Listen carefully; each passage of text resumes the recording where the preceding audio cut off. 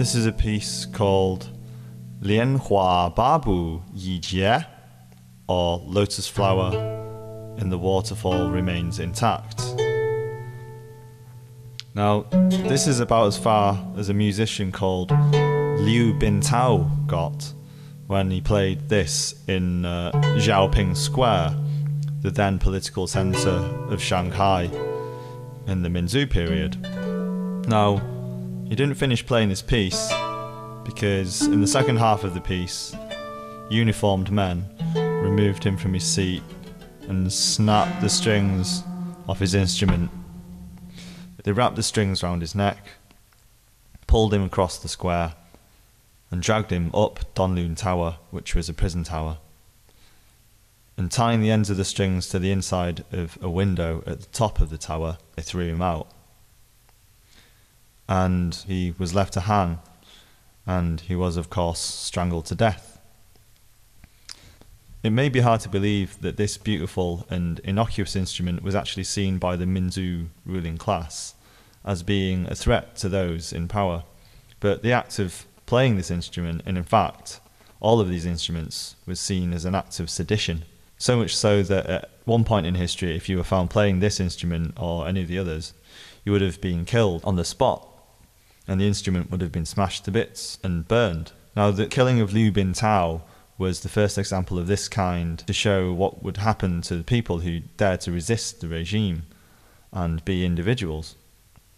Now, the reasons why these instruments caused the government so much fear and caused them to react so crushingly I will go into, but to explain it, we have to go back into the past to see the history of how instruments such as these were used. Now, this is a modern version of a Chinese whistle. In China, in olden days, they used to be made of pewter, but now we don't make them out of pewter because of the lead content. Now, even further back in time than the Minzu period, during a time of civil war, this was heard from the treetops in the forest, just as the main contingent of the Huaren army, complete with its enormous supply caravan, and the terrible despot and tyrant of the time, Emperor Meizang himself, came into view.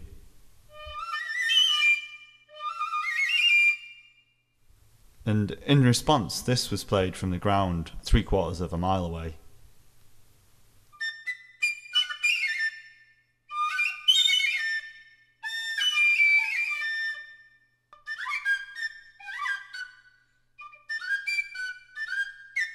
The coordination of this particular ambush by this form of communication was to have an impact on the course of Eastern history as we know it. And as you've probably guessed, the first whistle sounding came from the lead unit's scout, who had climbed to the top of a tree and waited patiently for the enemy to come into view. Naturally, the arrival of the enemy in the area had to be signalled to the main force, but it was crucial that the enemy didn't detect the signal. And in the forest where birds made the mating calls, which could be heard for great distances, a bird-like whistle did the job very well. And without such things as radio, communication was performed by people with these whistles. So what the People's Resistance were successfully employing was a code in the form of music. They were able to coordinate dynamic ambush techniques over miles without modern-day communication technology. This was code for 我可以看到敌人, or I can see the enemy.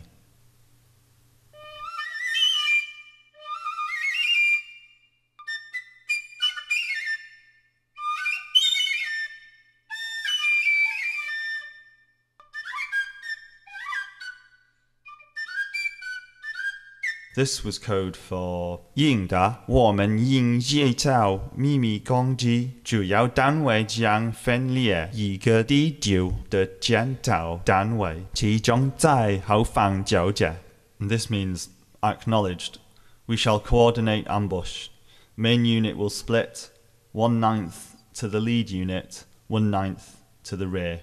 The coordination of forces through this system would prevent any enemies from escaping, but importantly in this case pinpointed where the emperor was in his sedan chair and directly helped in capturing the emperor and bringing about a peaceful end to years of bloodshed. So this was one way in which music was key in helping defeat the evil forces in history. Now, the significance of the people's victory with the help of these instruments and its relevance to the harsh treatment later in history of people who played these instruments will become clear. But to give you a more complete picture, I should tell you about this particular instrument.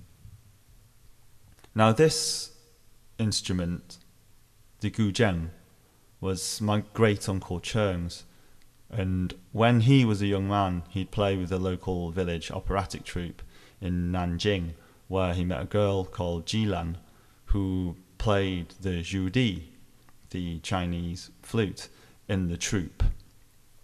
Now, one of the things that Great Uncle Cheng used to do to try and flirt with Jilan was to declare his love for her via his music. And he told her that whenever he played this,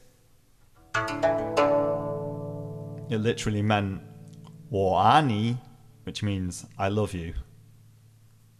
And in response, she said that this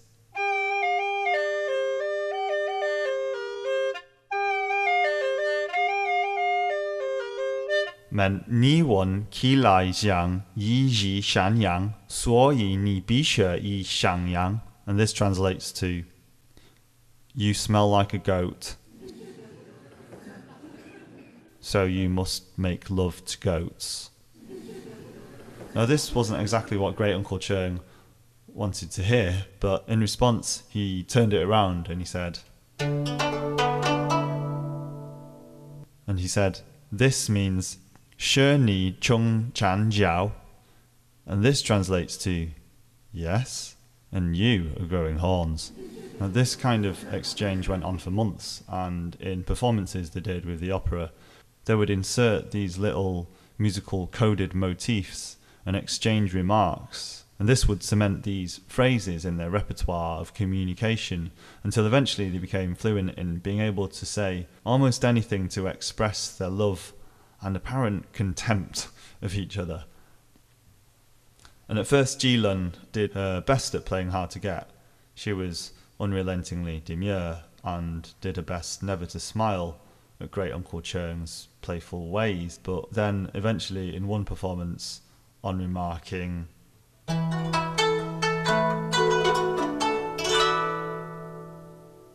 which means 您的盒子已经长扬, or your moustache has grown, she couldn't help the start of an involuntary smile get the better of her, try as she might to resist it, until her whole face was aglow with a certain unabashed brightness, not unlike the face of someone in love. From then on they were inseparable and they fell in love. But one day Jilun was kidnapped by the warlord Fan Changfiang, who was abducting many young women in the region. Now, once recruited, the women were imprisoned in what was called the entertainment base, which provided services for the warlord's soldiers. And here, in this base on the frontier of the warlord's region, music, dance and song would be provided for the entertainment of the soldiers, sometimes by the girls who were forced to perform, but mainly by the warlord's operatic troupe, which was organised by his wife, Feng Xia. But they were also forced to provide another darker service. So it was in these entertainment bases that the girls were raped and beaten by these soldiers and were forced to work through severe discomfort and every horrific endurance. Now, Jilun was no exception. Those who were made pregnant were forced to have abortions, and many girls died. On occasion, operatic performances would be interrupted by soldiers who couldn't but let their urges get the better of them. They would storm the stage and their appetites would be acted out in chorus. In short, this was hell. On finding out about the kidnapping, my great uncle Cheung, of course, resolved to rescue Jilun, and there was no way you could just waltz in and rescue her. These bases were heavily guarded, and you might think that he would try and join the warlord's army, but he'd never lifted a sword or fired a gun in his life. So what he did was he decided to infiltrate it by doing what he did best, and that was playing music. So the idea was he would join the warlord's operatic troupe. To do this, he had to conspire to be hired by the very person in charge of the troupe, the warlord's wife. At first, he faked his own death so that there was no obvious link between himself and Jilun, so the warlord wouldn't suspect him. And secondly, he had to start a new musical troupe. And inspired by his love and his rage and the thought of Jilun's suffering, he did what he had to do.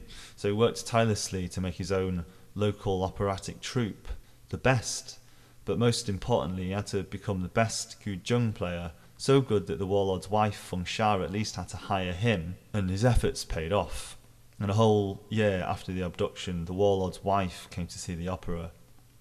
The plan worked and Cheung was hired to play for the warlord in his troupe. So Cheung played in the entertainment base, biding his time and careful not to arouse any suspicion that he had ulterior motives. And even though he was there in the entertainment base, months went by without seeing Jilun. But in time, the opportunity rose, and Cheung learnt that for the grand celebration of Fan Changfiang's birthday, all the entertainment girls would be on show, and this meant that Jilun would be playing music as well as himself. And now what Cheung had managed to do was to poison the wine with large amounts of opium before the party.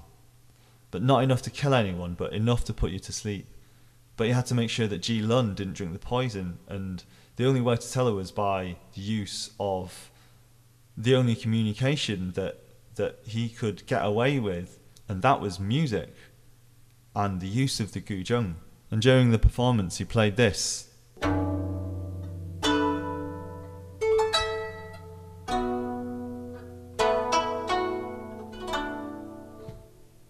And this meant Bu yin pu tao ju, do not drink the wine, which he repeated again and again to tell her not to drink. But this fell on deaf ears, and Ji Lun didn't realise it was Cheung because Cheung was in disguise. Now, to get her attention, he had to play his heart out, literally, and repeating the motif.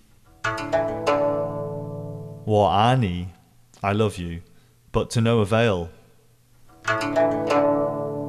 Wo ani, wo ani. But when she heard this,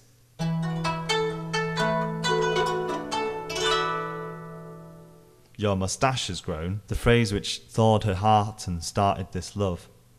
Her ears pricked up and her whole being trembled with recognition and love, and because she knew now that escape from this hell was going to happen, she listened out for more, and at the music motif,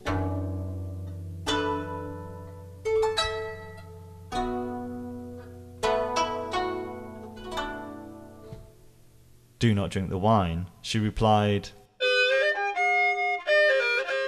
which was a code for 我明白, I understand, and which means I love you. Now everybody else drank the wine, and ultimately the lovers made their escape. Great Uncle Cheung eventually had to flee from China during the purges. He stowed away with Ji Lun on a ship heading for East India. During another time of civil war, the People's Resistance used musicians as secret messengers, and they proved to be a highly successful method of communication without detection by the enemy, because every single form of communication and technology were being monitored. In schools and universities sympathetic to the resistance, secretly musicians would be taught, they'd be trained to communicate with music. Now, across the country, musicians would ride from one public house to another to secretly give news and important information which would help the resistance effort. At what looked like jam sessions, when musicians, most of them ordinary musicians, but some of them secret musician messengers, would congregate. But messengers of the resistance would actually be communicating secretly at the same time as being in plain view, so using not only a code remarkably similar to my great uncle Cheung's, but also at this point they had developed the use of musical notes as a cipher, which would put the whole language at their disposal. The difference between codes and ciphers being that codes operate at the level of meaning, words and phrases are converted into passages of music, whereas a cipher is a well-defined system for encrypting a message. In this case, the musical cipher worked at the level of individual Chinese characters. So, for example,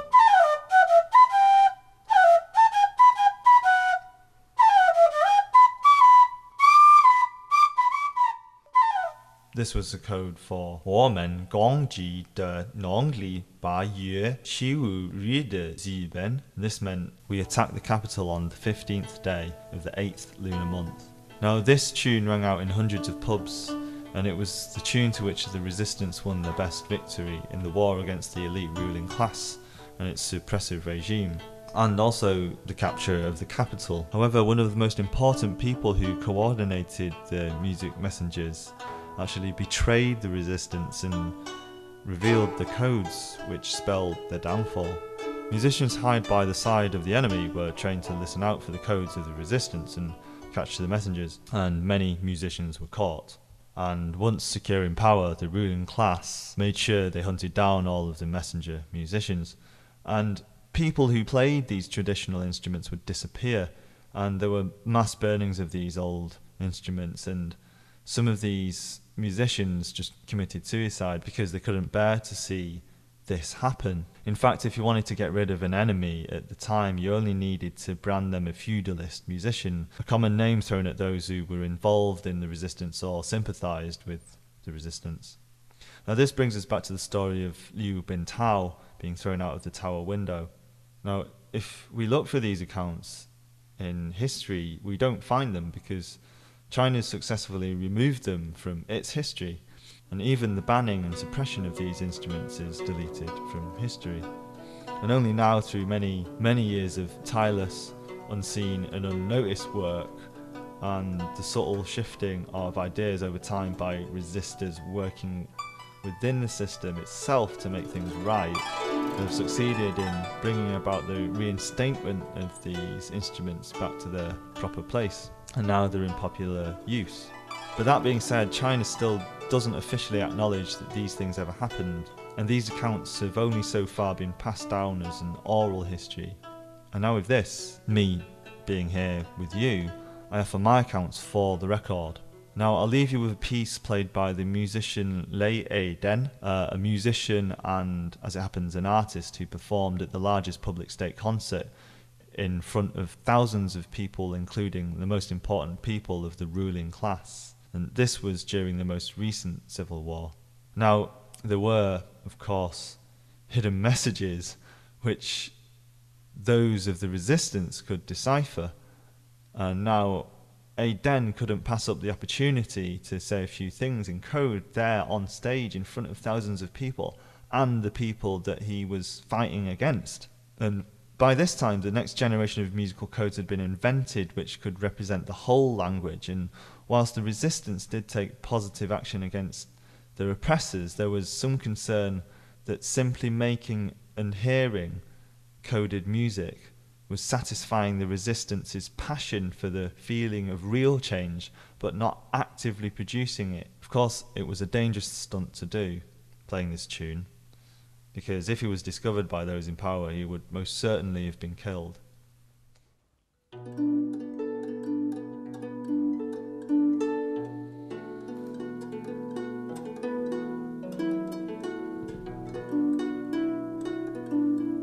My fellow resistors,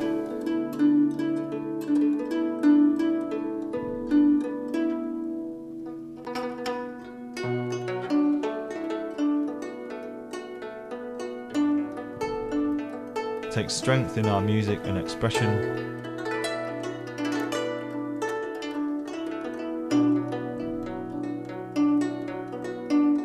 But do not let us be too comfortable in our beautiful cloak.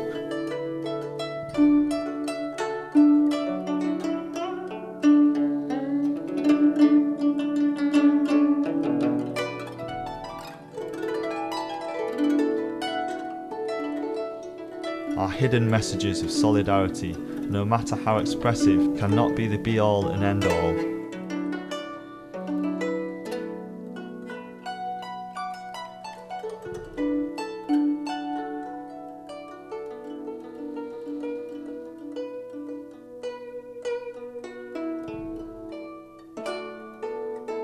We must find clear and decisive pragmatic ways to achieve what we want through practical means.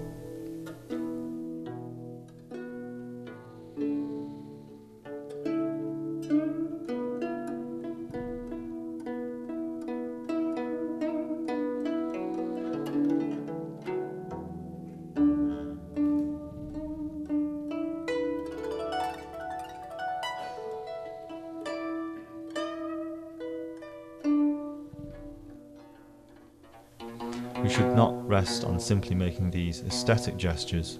Simply making a gesture must not be our salve.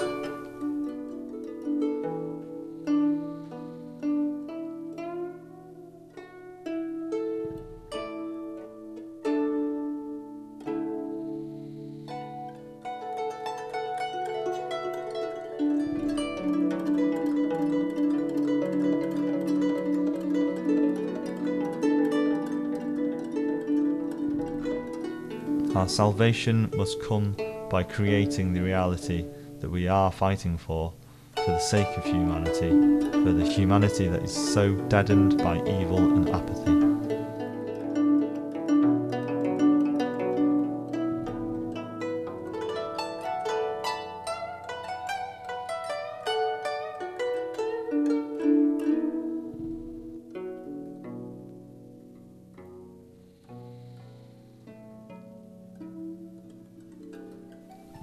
And do not let this, my friends, my art, stand on its own and be gratification enough to defer our revolutionary fate.